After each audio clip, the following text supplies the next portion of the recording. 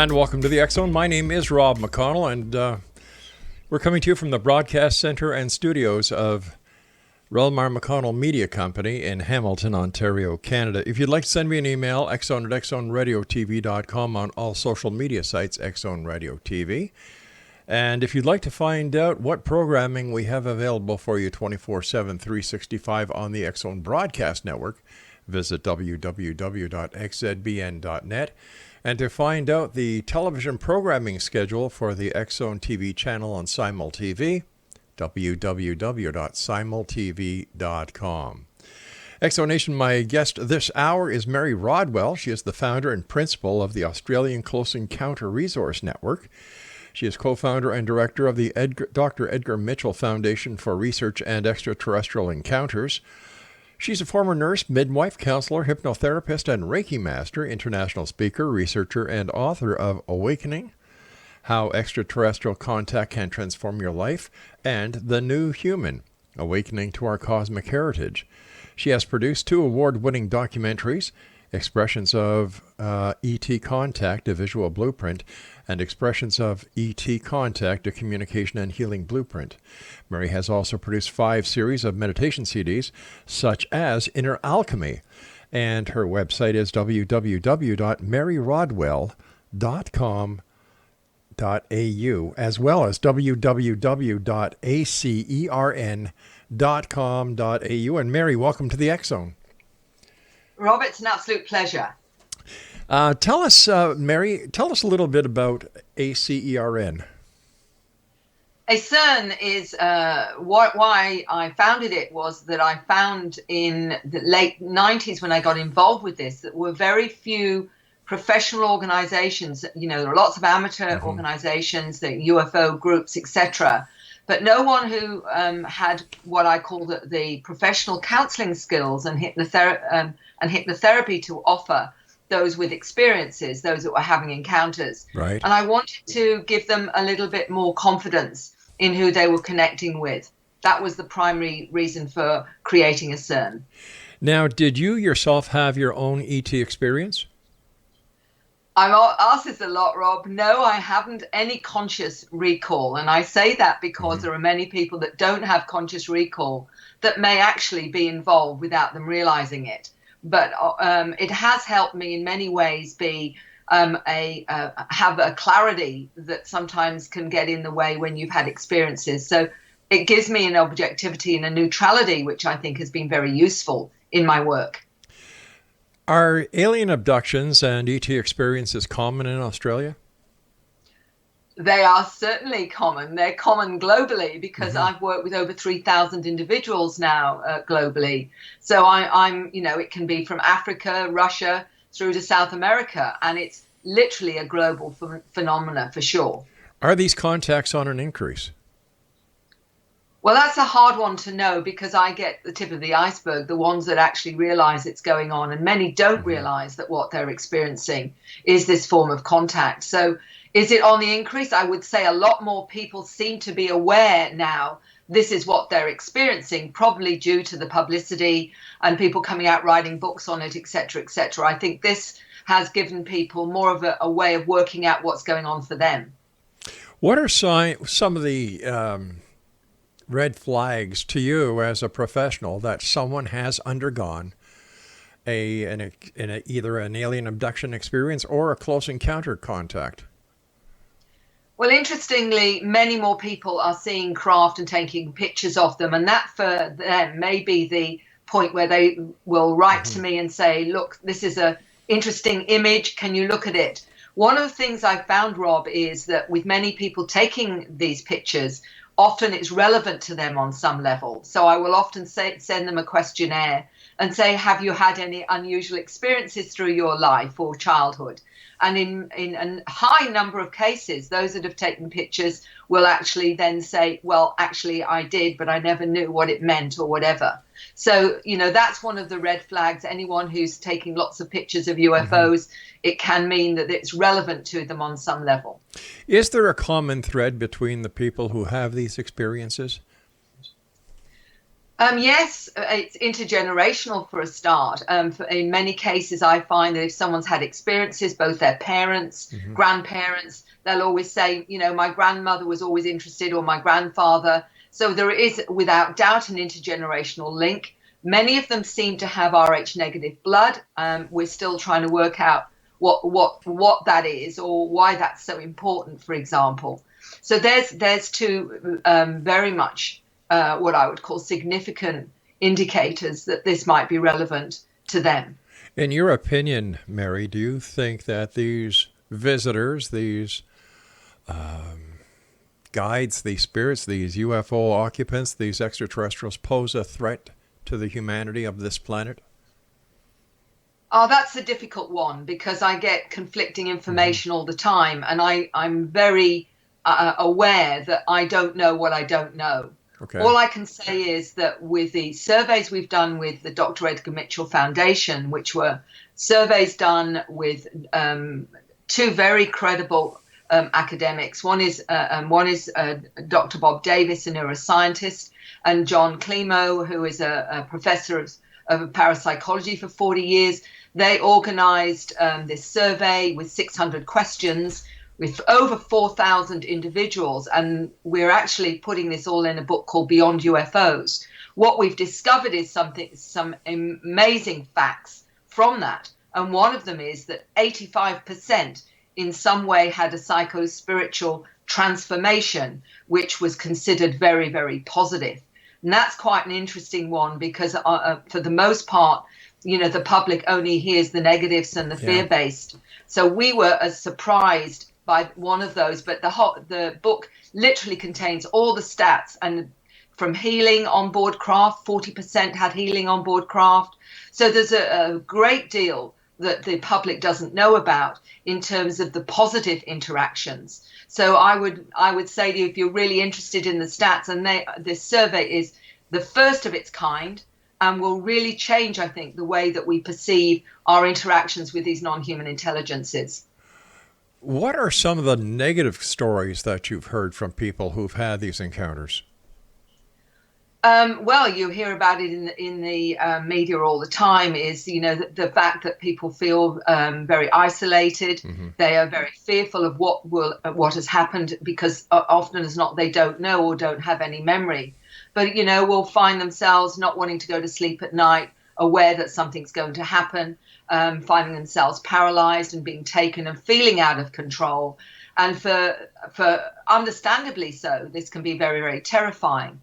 And the hardest thing is that they can't talk about it, because if they go to your standard psychologist or psychiatrist, the first thing that's likely to happen is they're getting medicated and stuck in a psychiatric ward. So there is fear not only of the experience and what it means, but also if they go to what we call our traditional outlets for help on these subjects. Modern psychology doesn't even own people are multidimensional. So, you're likely to be medicated. So there's a fear on a number of levels.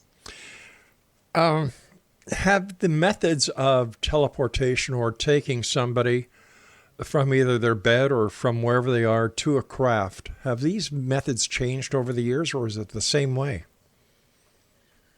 I believe that for many it starts out where someone is taken, is put into trance, because that way they can actually help the person or take them to the craft. As they become more comfortable or they become more accepting, that can change, and it can be a lot more conscious. But they also take people out of body as well as physically. So there are two types of ways they will, be taken aboard craft or taken somewhere. Are the appearance of the ETs the same, or have they changed over the years? So I didn't understand the question. Well, the description of the extraterrestrials that you hear back from these people who contact you, have they changed over the years, or is it still the same gray and, our typical little alien?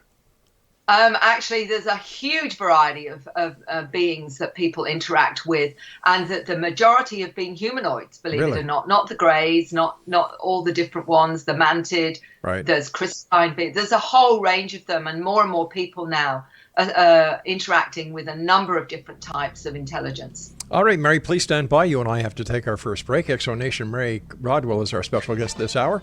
She is the founder and principal of the Australian Close Encounter Resource Network, and she is the co-founder and director of the Dr. Edgar Mitchell Foundation for Research into Extraterrestrial Encounters. Two websites, www.acern.com.au and www.maryrodwell.com.au. We'll both be back on the other side of this break as we continue here in the X Zone from our broadcast center in Hamilton, Ontario, Canada. My name is Rob McConnell. Don't go away.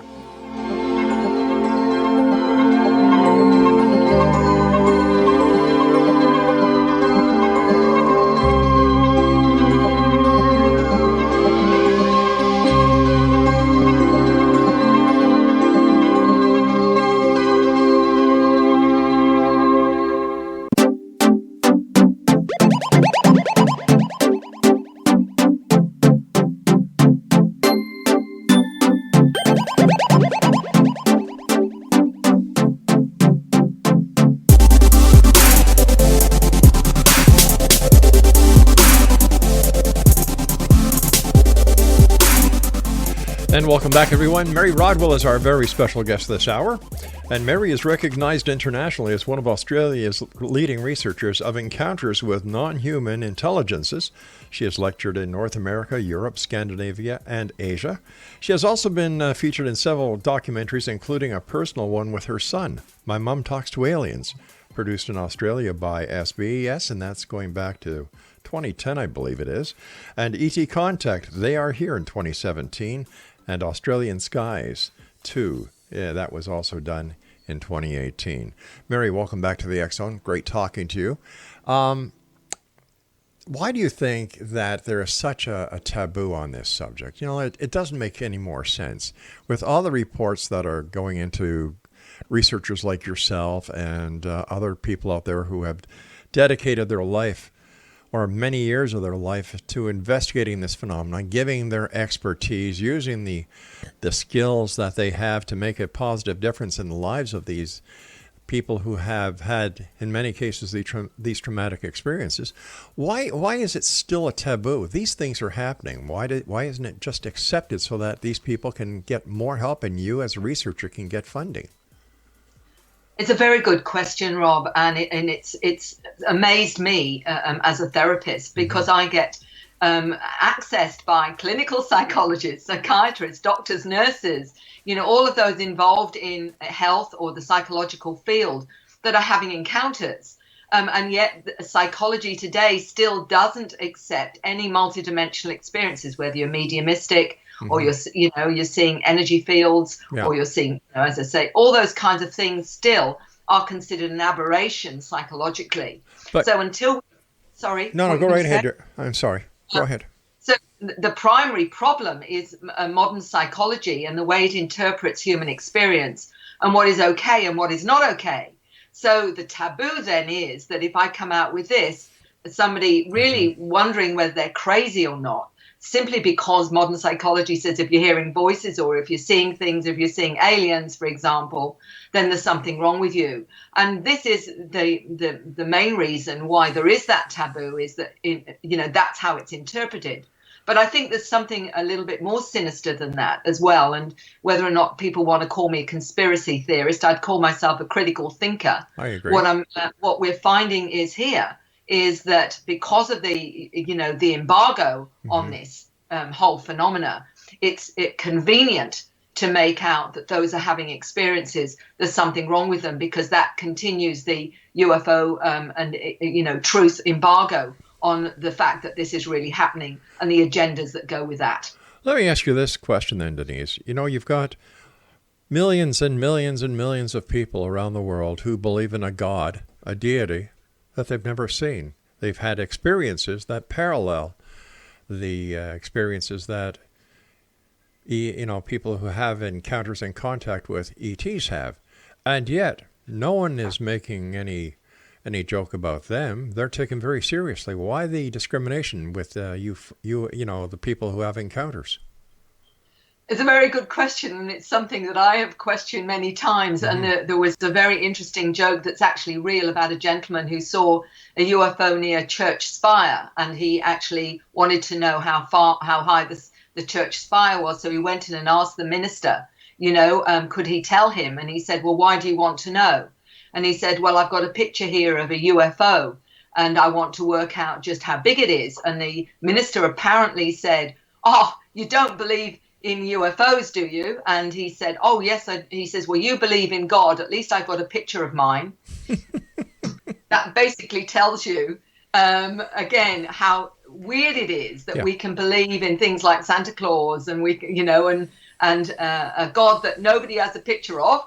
But when it comes to hundreds of thousands of hours of strange objects in the sky, and hundreds of thousands, and I believe millions, possibly billions, are having experiences, and for some reason or other, that's too hard to grasp.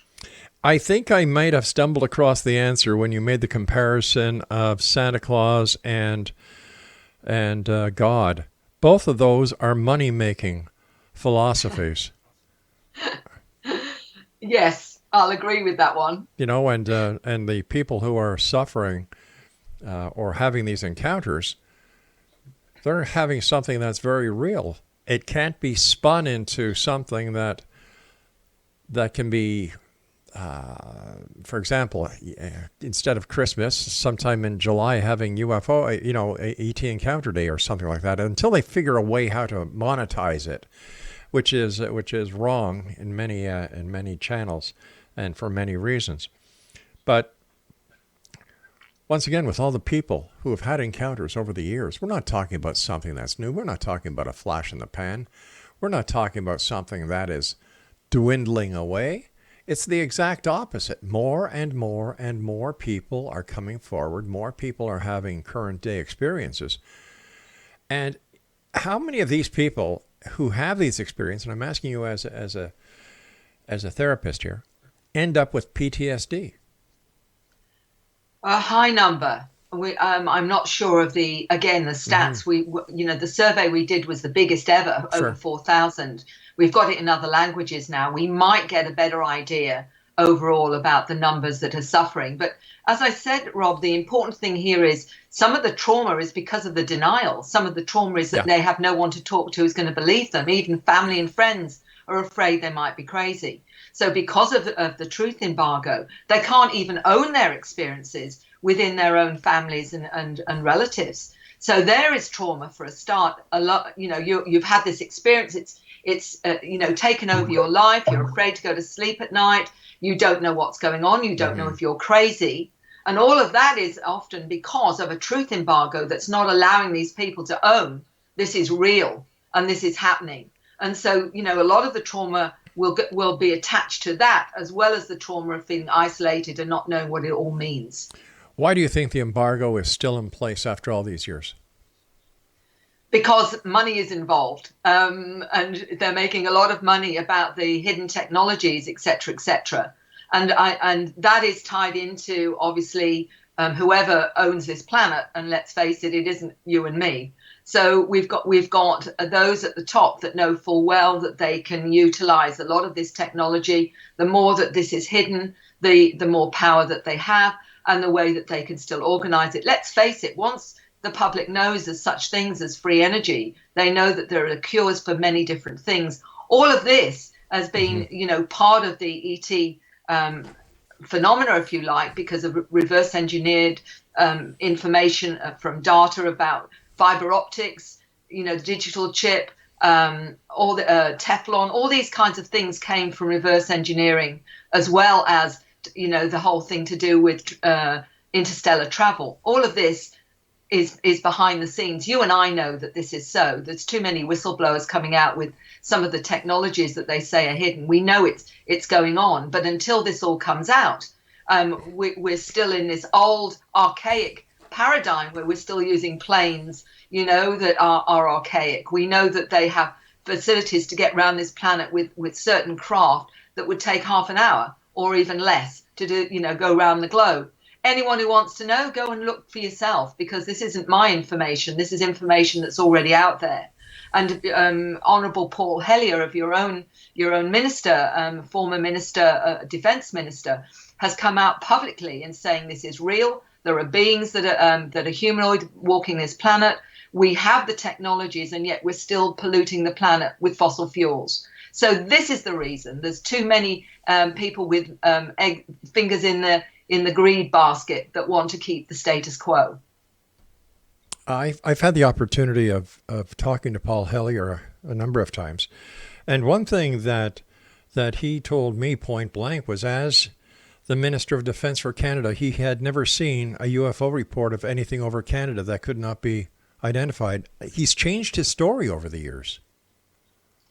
Certainly, he's done his research since then. I actually met him in Hawaii probably about 10 or 12 years ago or whatever. Yeah. A most wonderful gentleman, because he's done his research. He now has verified the information and, of course, has written about it. And I find that someone that with that background, so courageous to come out and challenge the system, I think is a wonderful kudos to him. And I think we need more of those now coming out and actually owning the truth of this. And it is happening. We're getting it across the board. And slowly but surely, more and more people, I'm meeting people that in the last few years have come out with their experiences that would never have done it even 5 years ago. Molecular biologists, scientists, physicists that are saying this is real. And the reason that we started FREE, which is a scientific organization that's exploring the reason how this can happen. What is the science behind it? Our associate director is Dr. Rudy Shield, an astrophysicist from Harvard University, has talked about the model that allows all of this to be more than possible in terms of the quantum hologram. And this is what we're doing now. We're getting that information out into mainstream. I believe there was a survey in Texas just recently where 99% of those interviewed in Texas believed not only were UFOs real, but we were being visited. Now that's Texas, of all states, to actually come out and have that kind of poll. So I think it is happening, and it's changing very, very quickly now. All right, Mary, stand by. You and I have to take our news break at the bottom of the hour. X Zone Nation, Mary Rodwell is our very special guest of this hour, all the way from Australia, where today is tomorrow. I still can't get used to that sometimes. Two websites, www.acern.com.au and www.maryrodwell.com.au. I'm Rob McConnell. This is the X Zone. We'll be back on the other side of the news. Don't go away.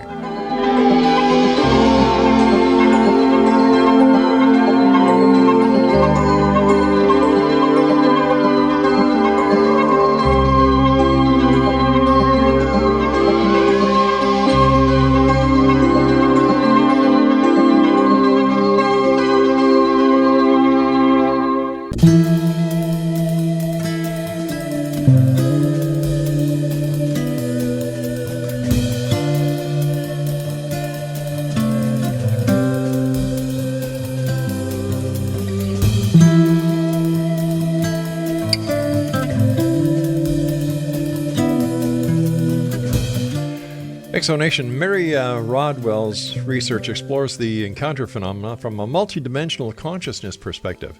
She has worked with families and children. Her research suggests that the star visitors have orchestrated many complex multidimensional programs to upgrade and activate the consciousness of Homo sapiens. Mary believes this is a global phenomenon, and the recent generations of humans, called indigos or crystals, some labeled ADHD, dyslexic, or autistic, are already awake and conscious of their star origins and their Earth mission to help activate the consciousness of humanity. Mary, with reference to the scientific community and the astrophysicists that are getting involved, do we have the ability and the knowledge at this point to actually understand people who can traverse time, space, dimensions? Or at this time, or are we just guessing? Well, I'm not a scientist, although I'm connected with a number of them. They believe absolutely that the quantum hologram model is the one that allows us to understand all those things that before were not considered credible or too nebulous, if you like, such as out-of-body experiences, remote viewing, intuition, everything from bilocation to, traveling through portals, all this kind of thing with our consciousness.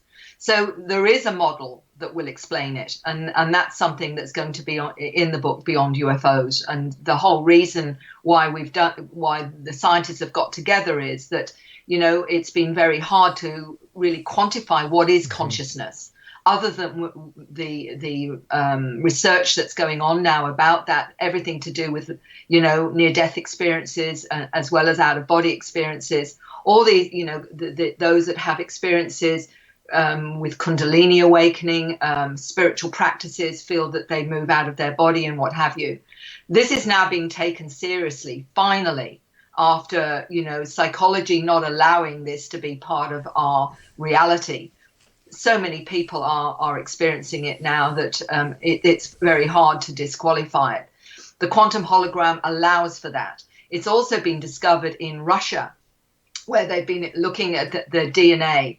And the Russian scientists, who I also mention in The New Human, have actually discovered that DNA itself accesses miniature wormholes into other realities, other dimensions. And that's how we access information, through intuition. And also, I believe this is part of the communication, and such as telepathy, because that allows us to access another part of our consciousness that isn't trapped in our bodies.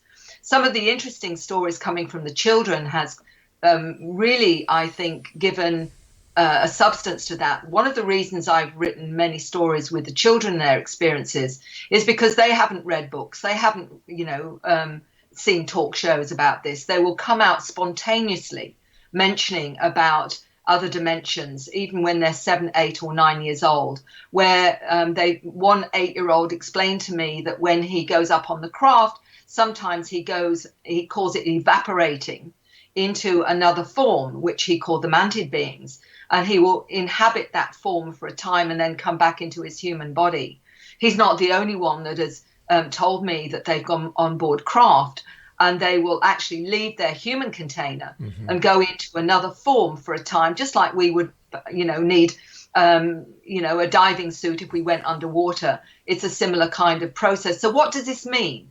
Does this mean, in fact, in actuality, that our soul or consciousness is not trapped in our physical body? Certainly anyone who's astral traveled, and those that use their consciousness in remote viewing or whatever, out of body, are saying exactly the same thing. So, how many people do we need to explain and that have had these experiences before we have to own that we're more than our physical body? So there's so much more out there now that is qualifying this scientifically.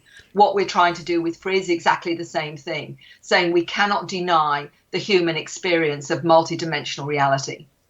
Well, if it's so real, Mary, how come not everyone experiences it? Well, there are, interestingly, I think a lot of people don't even know what it is they're experiencing. Many think it's just a dream when they have an experience. And the number of those that have had encounters that say, oh, well, I had this strange dream where I was on a spaceship and they were doing procedures, etc., etc. The difference is that there are dreams and dreams. And one of them is the dream where you wake up and within minutes you forget it. But if it's a dream that you're still remembering in detail 20 years later, that isn't a dream. It just means that you've been taken in a trance state up on board craft, because that is one of the ways that they work, so that you don't overreact, because they say that if they don't do that, people get so frightened, they overreact, and then they can't perform whatever it is they need to perform. The less scared someone is, in fact, the less they need to do that. And this is what they've told me. So how do you prove this? I understand that a lot of this is taken on faith of the word of the person who's reporting the encounter or the sighting of the experience. But how do you vet it? How do you prove, or how do you account for who is really telling the truth and who actually believes but never had the experience? It's a very good question. And often there are tangible things like marks on the body after an experience. For example, some of them fluoresce under black ultraviolet light. Many find that they've had anomalies like they've been left outside with all the doors locked and there's no way they could have got out, but being placed there as another way of proving that this is a reality. The other thing that is really very much evidence that something's happened is that after these experiences, people change. And you don't change after hallucinations. Their psychic abilities are enhanced. They start doing strange scripts. Some of them come out with unusual languages we call star languages or light languages. Many find they have information that they've not consciously learned, downloads of science, physics, the whole range of information that they have never read about but suddenly find they know. Their intelligence quota is, abilities are increased. They have understanding of things that they have no way of knowing how they have the understanding of it. So there's a whole range of things that is evidence in my, in terms of the way that I work with individuals where they say, I didn't know about this stuff and suddenly I know this stuff. I know how to, farmers saying I can talk about advanced physics. A 16-year-old that tells me that she gets downloads of physics and sends it to me. What I do then is I move that information onto the scientists and they look at it to qualify whether or not that is something that is useful or valid. And this is part of what we're doing because they get downloads of free energy devices. And a lot of these now are actually being looked at and explored. How do you explain that unless what they're saying is actually real? How can you explain changes in psyche and in the way they want to live, more holistic ways that we want to live, unless something real has happened? Unless they have heard something that's been picked up by the subconscious as well. Something that they've seen has been picked up by the subconscious and goes into recall. That is one of the explanations that other members of the scientific and medical community put to these situations. But here's a question for you apart from that. Why would extraterrestrials send down information on physics how do we know that they even use physics? An interesting question. One of the, I'll explain a 9-year-old that I was talking to his father in the US. A 9-year-old said to me that he wanted to speak to me. And I said, well, why do you want to speak to me? And he said, well, it's because of your frequency, which was an interesting thing for him to say. And he said, I want to tell you that I have recall of my previous existence on Orion. I was a light physicist and I worked with time travel technology. And he said his biggest problem now is that the physics on this planet is so primitive that the only one that would be close to it was Nikola Tesla. Now, this is a 9-year-old explaining this to me. Now, you tell me why he would bother to tell me that and why he would say such things unless on some level this is absolutely what he believed. This is the kind of information that, I'm getting from children under 10, where they're talking about other dimensions, portals, etc., which are not on cartoons. No, but they're not on cartoons, but every kid has an iPad, has an iPhone, smart televisions. Kids are a lot more savvy than when you and I watch cartoons on a Saturday morning. The information is made available. So once again, how do you validate the statements? It's great for a kid to say that he lived here, there, and everywhere, but how do you prove it? Well, you can only go with the numbers of children that are coming out with those kinds of statements and say, why would they bother to even tell their parents or even tell me unless there was some validity to it? And what we're doing now is we're looking at that information. And because I have the access to people with the skills to evaluate this kind of information, that way I think will, as far as I'm concerned, will give evidence that there's some tangibility to this. We're still working with the non-physical realm. We're still working with psychology that says you can't have experiences out of your physical body. So we're working with, if you like, an inaccurate 3D paradigm, which isn't allowing us to own our multidimensional experiences to start with. So until we can do that, we can't start measuring in the way that we would like to. But certainly surveys and things that we're doing now are a start to getting some validity to what is going on. Mary, stand by. We've got to take our final break. X-Zone Nation, Mary Rodwell is our guest. 2 websites, www.acern.com.au and www.maryrodwell.com.au. I'll be back on the other side of this break as we wrap up this hour here in the X-Zone. from our broadcast center and studios in Hamilton, Ontario, Canada, and you're watching the X Zone TV show on Simul TV.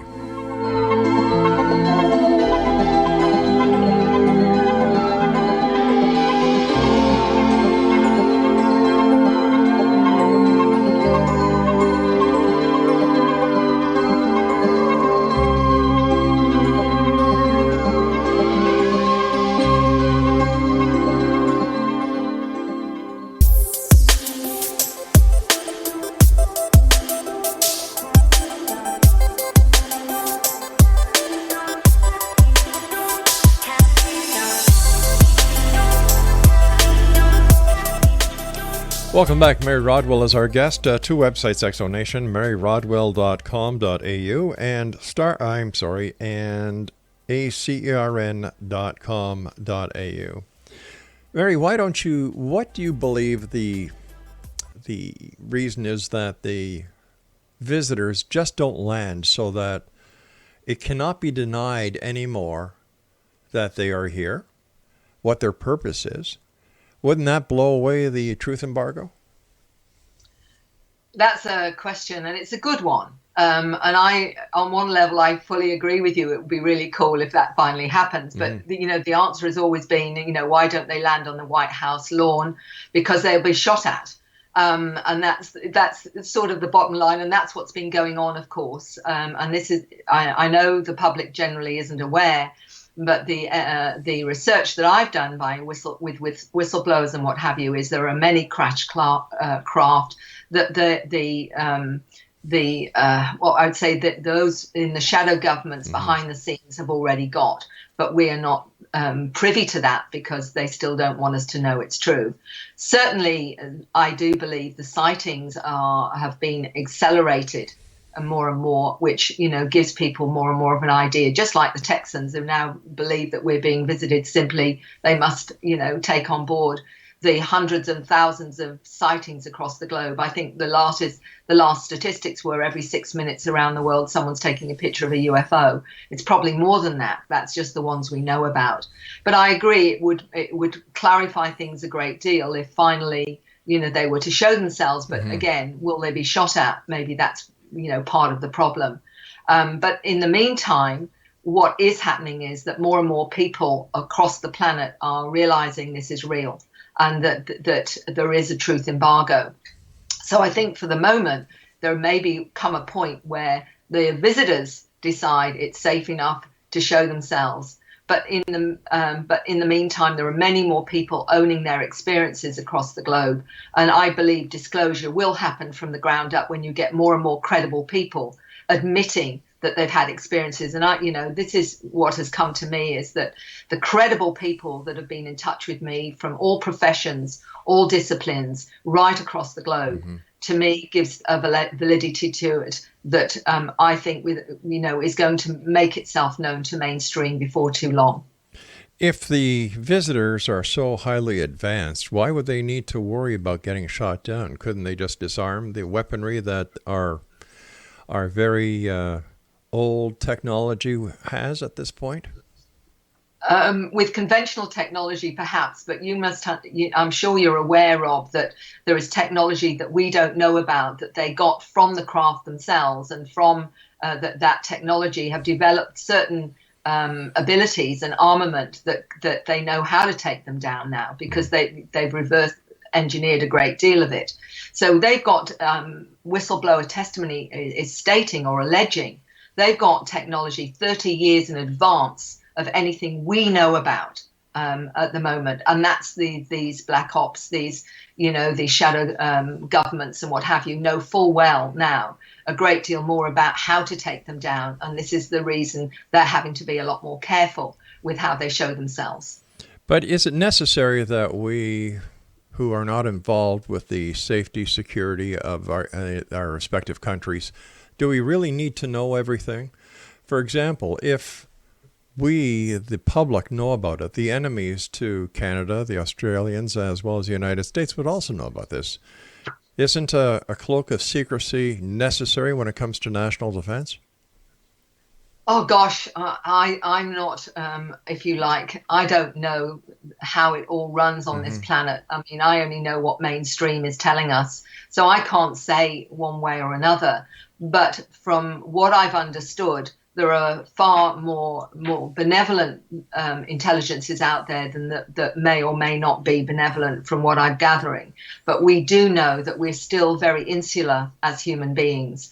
And until I think that when this is out, this should bring us all together as a species rather than divide us. But unfortunately, there are still many factions that still see it in a very limited way. If we could only understand that, they're very likely our ancestors, and that we are a species that have been, I believe, intelligently designed by them, then that should change the psyche of everyone and take away the divisions and maybe start to get, if you like, us to understand that we're Homo sapiens sapiens. We're a family.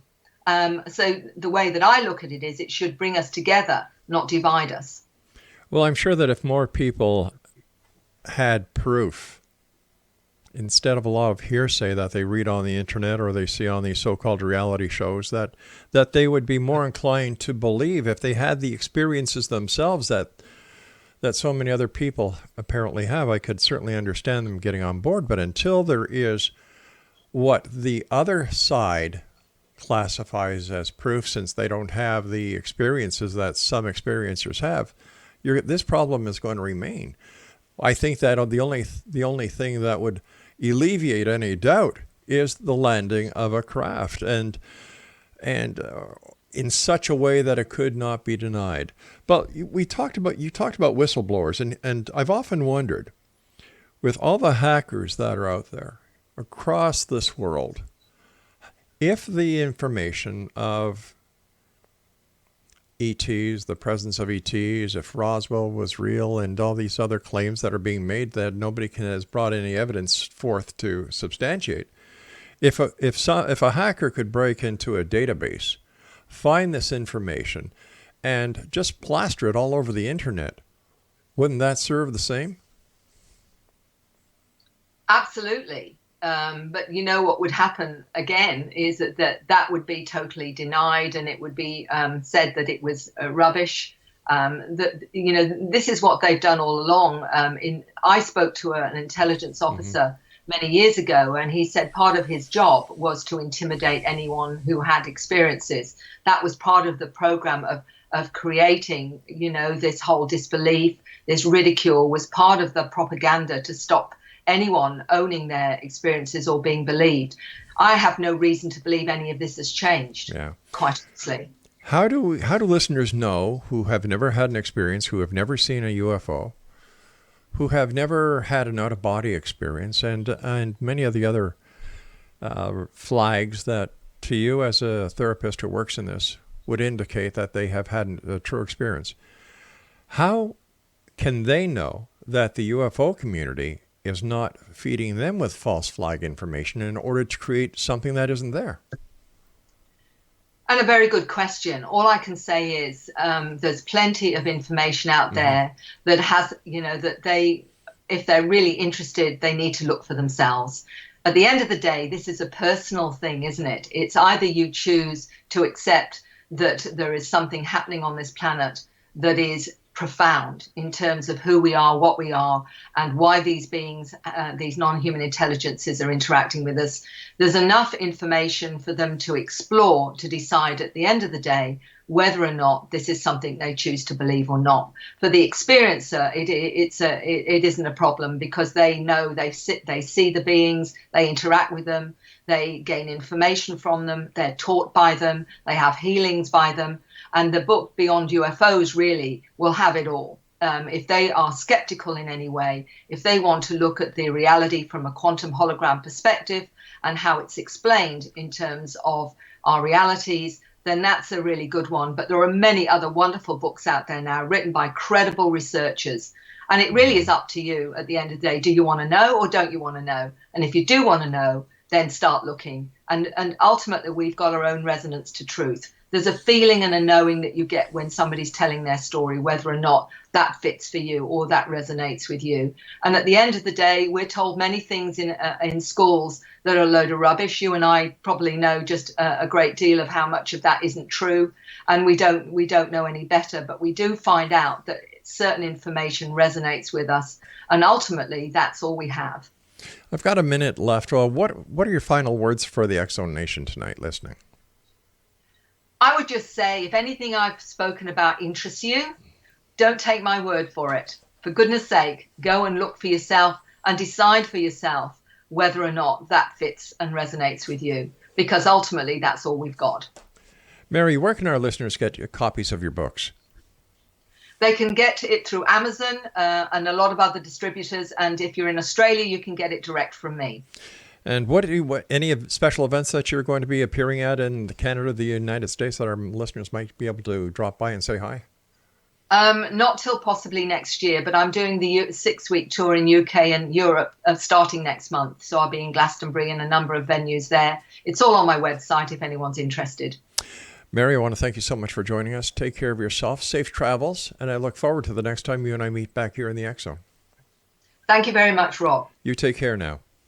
Thank you. All right, X Zone Nation. Mary Rodwell was my guest this hour, and her website is www.maryrodwell.com.au and www.acern.com.au.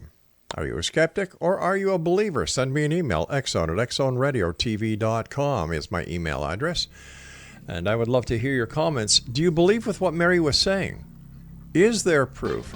Is a holographic model going to give anybody besides the believers the proof that they're so desperately seeking? We'll have to see. We'll be back on the other side of this break as we continue here in the X Zone from our broadcast center in Hamilton, Ontario, Canada. Don't go away.